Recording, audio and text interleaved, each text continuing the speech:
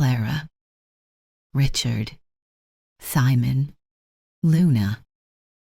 The silence in our house wasn't merely an absence of noise. It was an entity. It occupied space, exerted pressure. It sat between Richard and me like a third presence at the dinner table, a heavy, invisible guest reflecting the 30 years of accommodations and compromises that had led us here, to this meticulously kept suburban home, this life built on shared history and unspoken routines, where the foundations of intimacy felt eroded, replaced by the shifting sands of polite distance. He wasn't cruel, my husband. Richard's flaw wasn't malice, but a profound, almost geological layer of insulation. He moved within the strata of his work, his finances, his well-worn hobbies, golf, historical documentaries, the meticulous organization of his workshop, seemingly unaware, or perhaps unwilling to acknowledge, the emotional permafrost that had crept into our shared landscape. And I, Clara, had become the curator of this quiet museum of a marriage, dusting the surfaces, managing the logistics of our life, while my own inner landscape felt increasingly barren, windswept. The restlessness, once a faint whisper, had grown into a persistent ache, a low purring fever of the soul.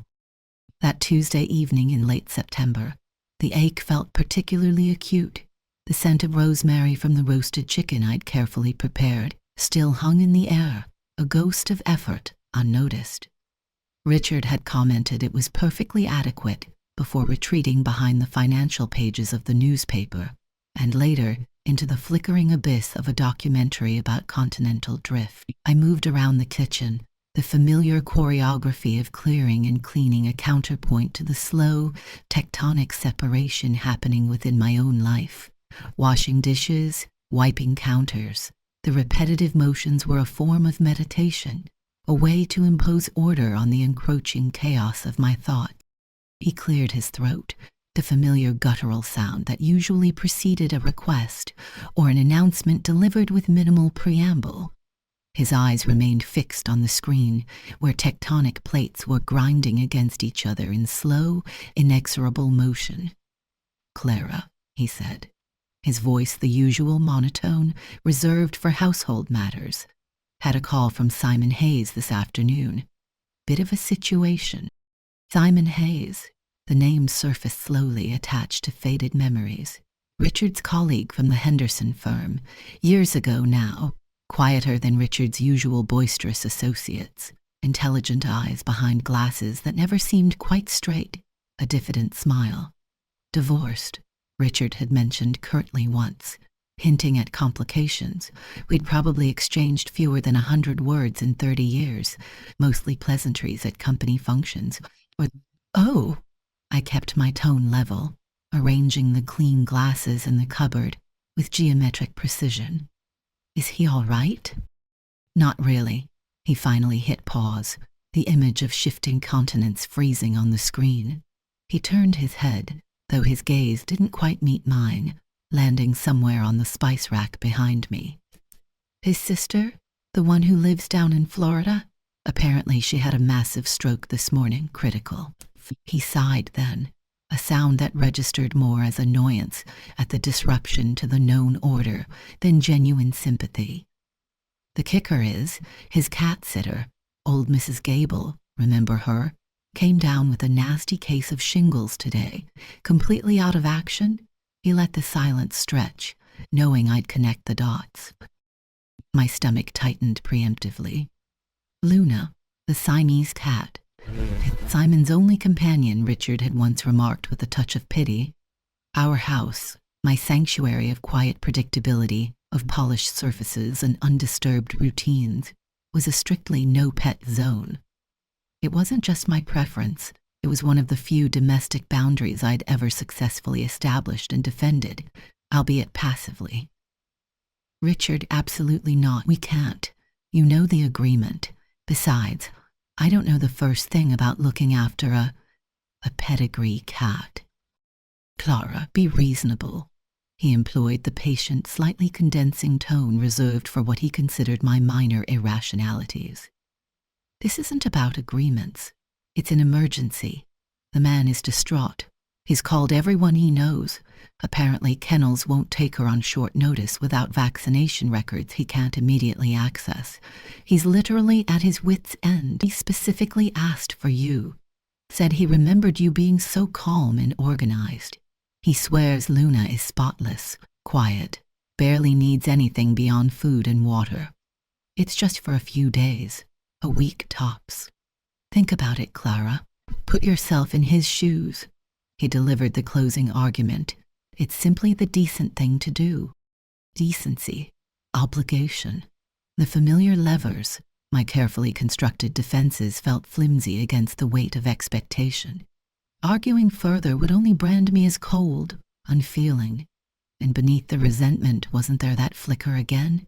That perverse desire for something to disrupt the seamless, suffocating monotony? A neurotic cat versus the echoing silence.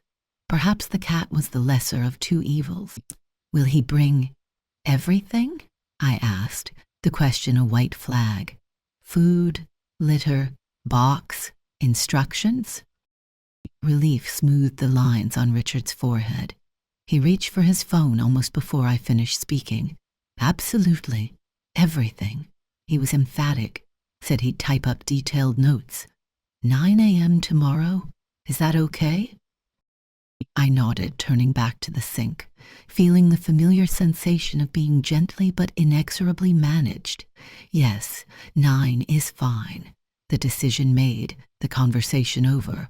Richard was already absorbed in confirming the details with Simon. His duty done, the actual execution of the favor, as always, falling silently onto my shoulders. Simon arrived looking like a man who hadn't slept in days and had possibly been wrestling with demons, or at least exceptionally complex luggage.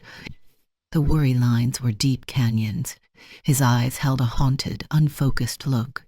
Yet beneath the exhaustion there was a vibrating, almost frantic energy. He carried not one, but 2 large duffel bags, plus the cat carrier, and thrust a sheaf of papers at me. At least 5 pages, single-spaced. Luna, a vision of sleek, seal-point elegance with eyes the color of blue flame, peered out from the carrier, radiating pure, unadulterated feline fury. Clara, he gasped, his voice raspy. Thank you. God, thank you. I didn't know who else. She's very sensitive, you see, prone to anxiety. He launched into a torrent of instructions, far more detailed and alarming than his initial assurances to Richard. Specific timings for administering not 1, but 2 types of prescription food, for renal support and urinary tract health. A complex water filtration system he produced from one of the bags, warnings about potential allergic reactions to household cleaners, a list of plants toxic to cats, requiring me to mentally inventory my entire house, a preferred stroking technique, long, slow strokes, avoid the base of the tip, and an urgent plea to text him photos of her twice daily, just so I know she's okay. It was less like pet-sitting instructions, more like a high-stakes diplomatic protocol. Simon, I interrupted gently but firmly, holding up the dense pages. I promise, I will read every word. She will be perfectly fine. You have a plane to catch. Focus on your sister. He stopped abruptly, blinking, as if surprised I was still there. He ran a shaky hand through his sandy hair. Right, plane. Yes. He looked down at Luna, then back at me. His gaze was searching again, intense, lingering. She means everything to me, he said, his voice catching slightly. Especially now. He seemed about to say more, then visibly checked himself. The purple mouse, it's her absolute favorite. Usually calms her right down. He fumbled with the carrier latch, gave Luna a final mournful look, muttered another thank you, and practically fled, leaving me with the silently glaring cat, the daunting instruction manual, and the heavy, unsettling feeling that I'd just accepted responsibility for far more than a feline companion. The house felt suddenly smaller, charged with an unfamiliar, anxious energy. The first day with Luna was an exercise in careful negotiation and strategic retreat. I established her base camp in the downstairs bathroom, meticulously arranging the prescribed accoutrements, the burbling water fountain, the trio of food bowls, the high-sided litter box filled with eco-friendly pine pellets, the home-scented fleece blanket. Luna, upon careful release into this prepared environment, conducted a thorough, disdainful inspection. She sniffed the water fountain suspiciously, wrinkled her nose at the food bowls, pointedly ignored the fleece blanket, and then, with a silent leap that belied her supposed anxiety, vanished onto the highest shelf of the linen closet, accessible only via a precarious climb over the toilet cistern. She remained there, an invisible, judging presence, for the better part of 24 hours. Richard, after a cursory inquiry about her whereabouts, still hiding, retreated to his customary weekend pursuits, polishing his golf clubs with religious fervor, watching endless replays of historic matches, and occasionally emerging to offer unsolicited advice on my gardening techniques. The silence between us felt heavier now, underscored by the knowledge of the small, furry refuge. I found myself talking to the closet door. "It's all right, Luna," I'd murmur, placing a tiny offering of the expensive renal support kibble on the floor nearby. "It's just temporary. He'll be back." The absurdity of it wasn't lost on me. Here I was, a grown woman negotiating with an invisible, possibly hostile cat, while my husband organized his Allen wrenches in the garage. Was this what my life had become? A series of quiet accommodations and one-sided conversations? Late that night, long after Richard's steady breathing signaled his nightly escape into unconsciousness, my phone pulsed with a soft glow. Simon? Clara? So sorry to disturb. Any sign of Luna emerging? Has she eaten anything? Just got back from the hospital. Sister's condition unchanged. Very worrying. The raw anxiety in his message felt like a physical thing. I pictured him alone in a sterile hotel room, miles from home, tormented by worry for both his sister and his cat. Me. She finally came down about an hour ago, drank some water from the fountain, success, and ate a small amount of the renal food, now surveying the living room like royalty. Seems calmer, trying not to worry too much, thinking of you and your sister. His reply was immediate, a palpable wave of relief washing through the screen. "Simon, oh thank God, you have no idea how much better that makes me feel. Eating is a good sign. Thank you, Clara, seriously. You're an angel. It's incredibly lonely here, just machines beeping and bad coffee." Me. Hospitals are tough. Be kind to yourself. Is there anything you need? Anything I can do from here, besides spoil Luna? Simon. Just knowing you're there, checking in. It helps enormously. More than I can say, maybe. Send a picture of her tomorrow, if it's not too much trouble. Seeing her might ground me a bit. Me, of course. Sleep well, Simon. I lay awake for a long time, staring at the ceiling, the phone cool in my hand, knowing someone is there. His words echoed my own unspoken longing. The connection felt fragile, tentative, born of crisis and shared solitude, yet undeniably present. A tiny island of communication in the vast ocean of silence surrounding my life. The next day settled into a strange rhythm. Text from Simon became the punctuation marks in my otherwise quiet routine. Morning check-ins, midday updates, late-night confessions of worry or wariness. He sent photos of grim hospital corridors. I sent photos of Luna cautiously exploring the house, batting at a dust mote, finally condescending to nap on the forbidden velvet armchair. Our conversations deepened, moving beyond feline anxieties and hospital reports. He asked about my abandoned novel. What was it about? Why had I stopped? He remembered my mentioning a love for impressionist painting. Who was my favorite artist? I found myself answering honestly. dredging up dormant passions, sharing thoughts I hadn't articulated, even to myself, in years. He responded with genuine interest, perceptive comments, shared anecdotes from his own life, his love for jazz, his disastrous attempts at learning Italian, the quiet satisfaction he found in intricate woodworking. Simon, that feeling you described of putting a story away in a drawer, I know it well. Sometimes life just intervenes, but the story is still there, waiting, isn't it? Maybe. Or maybe it just becomes part of the path, like old photographs. Simon, I don't think stories ever really die, Clara. Maybe they just need a different reader, or a different ending. His words felt like gentle probes, testing the locks on doors I had long kept bolted. It was exhilarating, terrifying. I felt seen, understood intellectually, stimulated in a way that felt like waking from a long slumber. Richard remained a peripheral figure in this unfolding internal drama. He noticed my increased phone usage, commenting mildly one evening, "Popular suddenly, are we?" I deflected with a vague volunteer schedules, but his slightly raised eyebrow suggested he wasn't entirely convinced. Did he suspect something? Or was it just my own guilt painting suspicion onto his habitual lack of curiosity? Luna, meanwhile, continued her complex dance of aloofness and sudden affection. She developed a peculiar habit. Whenever Richard entered the room, she would stop whatever she was doing, stare at him intently with those unnerving blue eyes, and then deliberately turn her back, sometimes even flicking her tail dismissively before stalking away. It was so pointed, so consistent, that even Richard noticed, chuckling, "That cat really doesn't like me." I didn't find it amusing.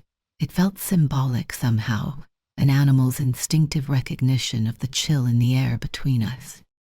One afternoon, sorting through a pile of mail Richard had left on the counter, I found the postcard again, the one from Florence, signed M, forwarded Simon at our address. Remember that little cafe near the Ponte Vecchio? Who was M? Why Florence? Driven by an impulse I didn't fully understand, I typed Simon Hayes, Florence, into the search bar on my tablet later that evening, while Richard was engrossed in his show. Nothing immediate came up. Then I tried adding terms like art or conference. Still, nothing concrete.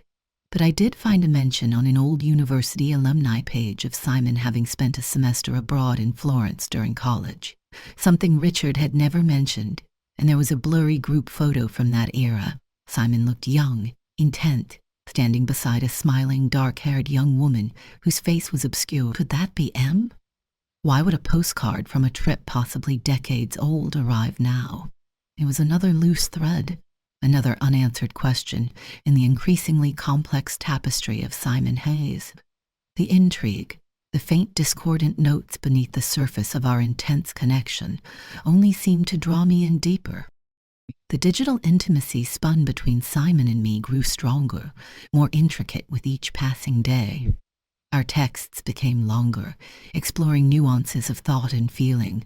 Our late-night phone calls stretched past midnight, our voices hushed, weaving a secret world while Richard slept obliviously upstairs. We became confessors, collaborators in navigating our respective anxieties. He dissected the doctor's cautious prognoses. He sent me links to obscure jazz tracks he thought I'd appreciate.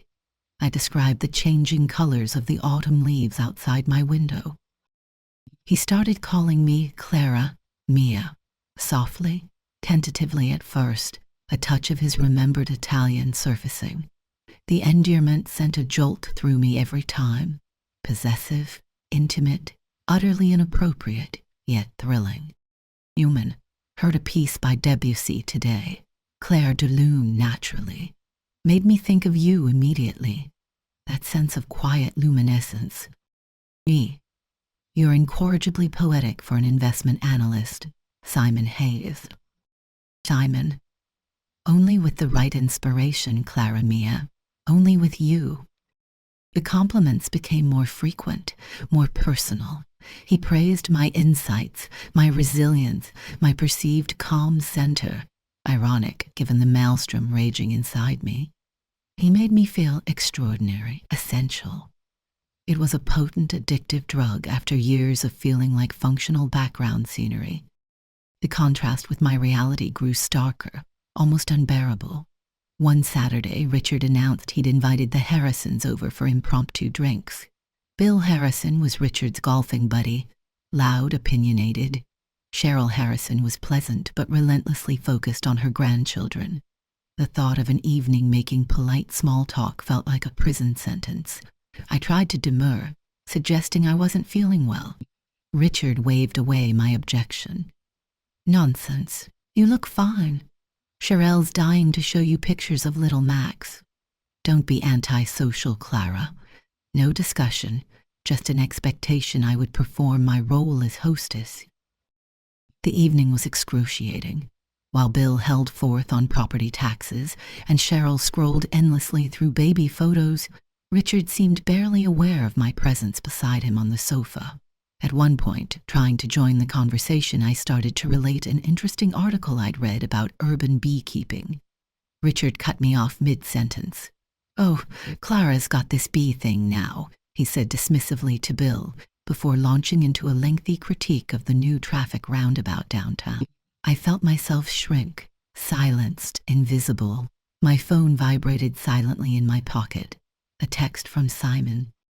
"Simon, hospital visiting hours over. Silence descending. Tell me something beautiful you saw today. Need to borrow some light." Huddling later in the kitchen, pretending to refill the ice bucket, I quickly typed back, describing the fiery sunset I'd watched earlier, the way the clouds looked like molten gold. His reply came instantly. "Perfect, thank you. You paint it so vividly I can almost see it. Better than staring at these beige walls." That small exchange, that brief moment of shared beauty amidst the beige reality of my evening, felt like treason. Yet, it also felt like survival. The phone calls became the anchor of my existence. We talked about fears, his fear of losing his sister, of facing his own mortality, of returning to an empty life, my fear of the future, of growing old in this quiet estrangement, of realizing I hadn't truly lived. "What are you most afraid of, Clara?" he asked softly one night. The question stopped me. I thought of Richard sleeping upstairs, of the 30 years stacked like geological layers between us. "Of silence," I whispered, "of the silence becoming permanent, of realizing too late that I never really spoke." "Then speak now," he urged gently. "Speak to me." And I did, pouring out frustrations, hopes, regrets I hadn't dared articulate even to myself. He listened without judgment, offering quiet understanding, validating my feelings. "You deserve to be heard, Clara," he said, his voice thick with emotion. "You deserve to be seen, all of you, not just the capable, calm surface." He paused. "I see you. I think I've always seen you, even from afar, even all those years ago." This assertion that he had somehow recognized something essential in me long before this crisis felt both incredibly romantic and slightly unsettling. Was it true, or was it a line crafted for maximum effect? The ambiguity tugged at me, even as I melted under the warmth of his words. During one call, while he was describing the surprisingly good cafeteria soup, a minor miracle, the background noise intruded again. Not music this time, but a distinct sound, a woman's brief, low laugh quickly muffled. My blood ran cold. "Simon? What was that?" A split-second pause. "What? Sorry. Dropped my phone. Clumsy." He sounded flustered. "Lost you for a second there. What were we saying?" He hadn't dropped his phone. I hadn't lost the connection. The sound had been clear. A woman's laugh. In his supposedly solitary hospital vigil. The discrepancy hit me hard. Who else was there? Was Mim from the postcard visiting? Was his sister's situation not the only reason he was in Florida? Was this entire narrative of lonely desperation? Nothing, I said slowly, the warmth draining out of me replaced by a sudden chill. Just thought I heard something. He recovered quickly, changing the subject, launching into another anecdote. But the seed of doubt had taken deeper root. This intense connection, this feeling of being uniquely seen, was it built on shifting sands? Was I constructing a fantasy around a man whose reality might be very different, very unavailable? The questions complicated everything, adding a layer of potential deception to the already fraught emotional landscape. Yet perversely, the mystery, the possibility that he too was complex and possibly flawed, didn't entirely push me away. It made the situation feel even more dangerous, more real, more terrifyingly high stakes. The revelation, or suspected revelation, of the muffled laugh echoed long after the call ended.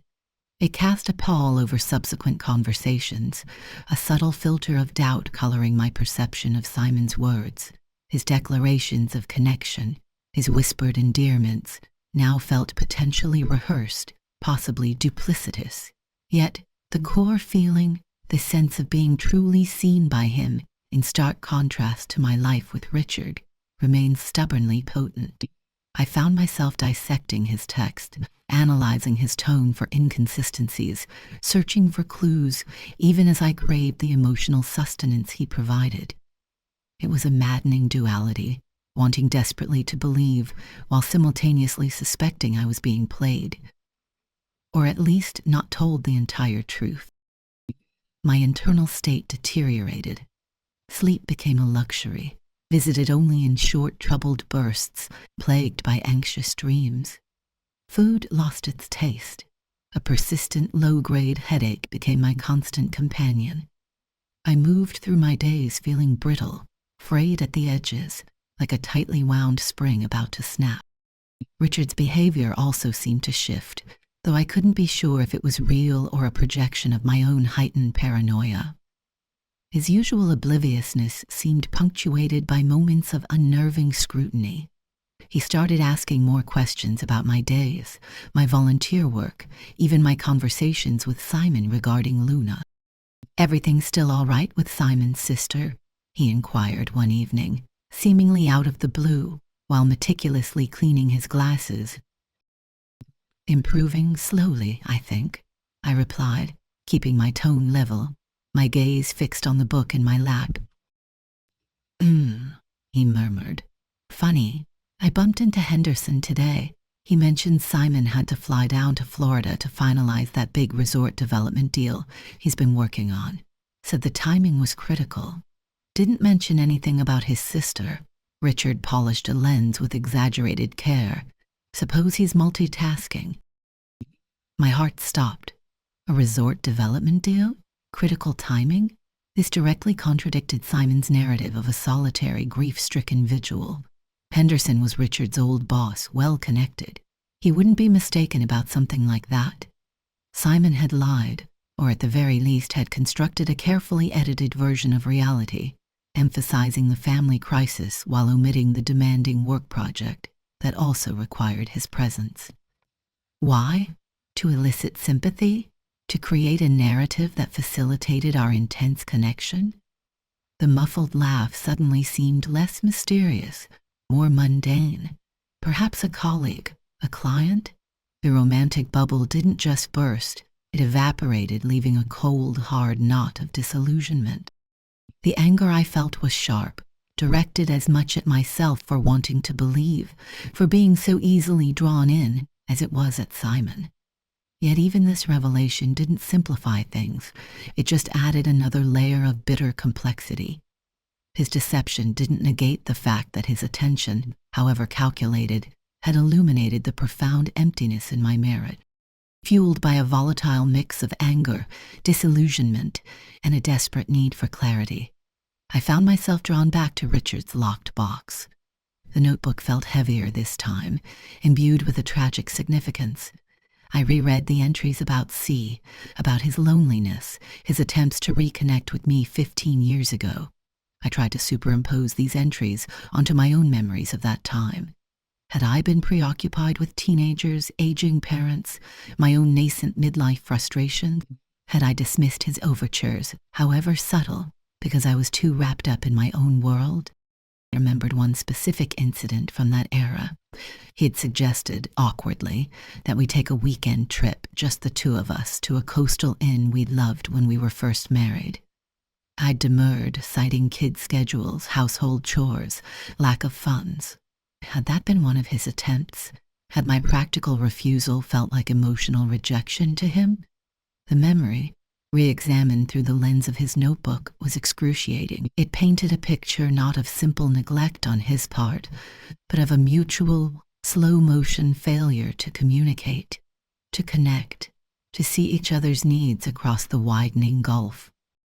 This new understanding of Richard, flawed, secretive, capable of deep loneliness and perhaps clumsy attempts at repair, made the path forward even murkier. Leaving him now felt like abandoning not just a husband, but a fellow traveler who had also lost his way in the wilderness of long marriage. Staying felt like accepting a shared sentence of quiet desperation, punctuated by secrets and misunderstandings.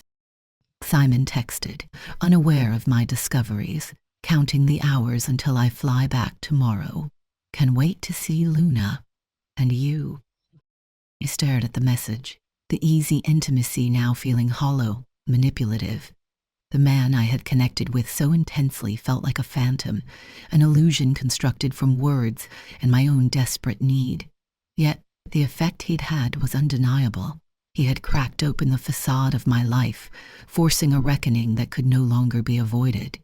The final decision wasn't about choosing between two men, both revealed to be more complex and flawed than I'd initially perceived. It was about choosing myself, finally, amidst the wreckage. But what that choice entailed, and what it would cost, felt terrifyingly unclear. The final 24 hours before Simon's scheduled return unfolded in a state of suspended animation. Time seemed both to crawl and to race, each tick of the grandfather clock in the hall amplifying the unbearable tension. Luna, sensing the impending shift, became my shadow, rubbing against my legs, her usual aloofness replaced by a low, anxious purr. My mind was a relentless courtroom, arguments for staying and leaving presented with brutal clarity, evidence re-examined, testimonies replayed. Staying meant choosing the known Neville, a quiet ache of disconnection, now compounded by the knowledge of Richard's past struggles and my own recent emotional betrayal. It meant accepting the shared history, the comfortable routines, the financial security, while likely condemning myself to a future of managed politeness, haunted by the ghost of what might have been. The potential for real connection seemingly extinguished on both sides. It meant carrying the heavy secret of the near affair, a constant, corrosive presence. Leaving meant stepping into an abyss. Financial uncertainty, loneliness of a different, starker kind, the demolition of a 30-year structure, the infliction of profound pain on Richard, a Richard I now saw with more complex, pitying eyes. It meant facing the judgment of family, friends, the quiet disapproval of a world that values endurance above all else. It meant potentially being truly alone, as the connection with Simon, now revealed as likely built on curated truths and perhaps outright lies, offered no safe harbor. He was the catalyst, not the destination. The fantasy of a shared future with him had dissolved, leaving only the stark reality of my own untenable present. Yet, the thought of returning to the suffocating silence, of pretending the past week hadn't happened, of burying the newly awakened parts of myself back under the dust of routine. It felt like a betrayal, so profound it bordered on self-annihilation. Richard's notebook proved that staying didn't guarantee rediscovering connection. We had failed at that before. Could I sentence myself and him to another 15 years of the same slow drift, only now burdened with even more unspoken truths. The decision coalesced not with a lightning strike of clarity, but with a slow, weary dawning. It was the recognition that the structure of our marriage, however familiar and seemingly solid, was fundamentally unsound for me. It wasn't about blame. It was about acknowledging an irreconcilable emotional distance, a divergence of needs that had become too vast to bridge. Leaving wasn't about finding happiness elsewhere. It was about escaping a certainty of unhappiness here. It was the less worse option, the terrifying possibility of charting a new course versus the known certainty of slow drowning. My final communication with Simon needed to be unequivocal. No room for misinterpretation, no lingering hope. I drafted the email again and again, words feeling clumsy, inadequate. Luna is fine and ready for you to pick her up at 5 as planned. Regarding our conversations, I need to be clear. While I value the connection we shared, it occurred under unusual circumstances and highlighted issues in my own life that I now need to address directly. My path forward does not involve you. Pursuing anything further would be a mistake for both of us. I wish you well with your sister and your future endeavors. It felt cold, insufficient yet necessary. I hit send before I could second-guess it again, closing that digital door with a sense of finality that was both sickening and strangely liberating. The hours leading up to 5 p.m. were agonizing. I wandered the house, touching familiar objects, a faded armchair, a child's drawing framed on the wall, a chipped teapot. Each held a memory, a fragment of the life I was about to dismantle. I went upstairs and opened the closet, pulled down the dusty suitcase. It sat open on the bed, gaping, expectant. What do you pack when you leave a 30-year life? I touched a silk scarf Richard had given me years ago, a rare, impulsive gift, folded a sweater knitted by my mother, long gone, placed a favorite book of poetry inside. Each item felt like a betrayal, a small death. The doorbell rang precisely at 5. My breath hitched. Composing myself, I went downstairs. Simon stood there, looking composed, almost breezy. The anxious traveler was gone, replaced by a man back on his home turf, confident, smiling easily. Luna trotted out, winding around his legs. There she is, he boomed, scooping her up. Good as new. You're a miracle worker, Clara. He beamed at me, apparently having chosen to ignore the implications of my email, or perhaps misinterpreting its finally. So listen, now that this craziness is over, Simon, I interrupted, my voice firmer than I expected. My email was clear. There's nothing more to discuss. His smile vanished, replaced by a flicker of surprise, then something colder. Annoyance? Calculation?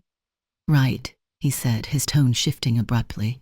Just thought, well, never mind. He expertly maneuvered Luna into the carrier. Appreciate the cat sitting. He didn't meet my eyes again. He picked up the carrier and left, the click of the door unnervingly final. I stood alone in the hallway, the silence rushing back in, heavier than ever. Relief mingled with a profound sense of emptiness. The catalyst was gone. Now only the wreckage remained. Footsteps on the porch. Richard. My stomach plummeted. He came inside, humming softly, dropping his briefcase by the stairs. He stopped short when he saw my face, saw the suitcase standing sentinel in the hallway behind me, where I must have numbly placed it after Simon left. His humming died, the color drained from his face. Clara? He whispered, his eyes wide with dawning horror, flicking from my tear-streaked face to the suitcase and back again. What? What is this? Where are you going? The moment had arrived. No more rehearsals, no more evasions, just the brutal, ragged truth. I looked at my husband of 3 decades, the man whose life I had shared, whose secrets I now knew, whose pain I was about to deepen immeasurably. My voice trembled, thick with unshed tears, but steady. "Richard," I said, the words feeling like stones torn from my throat. "I can't. Not anymore." I gestured vaguely, encompassing the house, the silence, the 30 years. This, us. It's not working. It hasn't been working for a long time. I took a deep, shuddering breath, meeting his wounded, uncomprehending gaze. "I'm leaving you."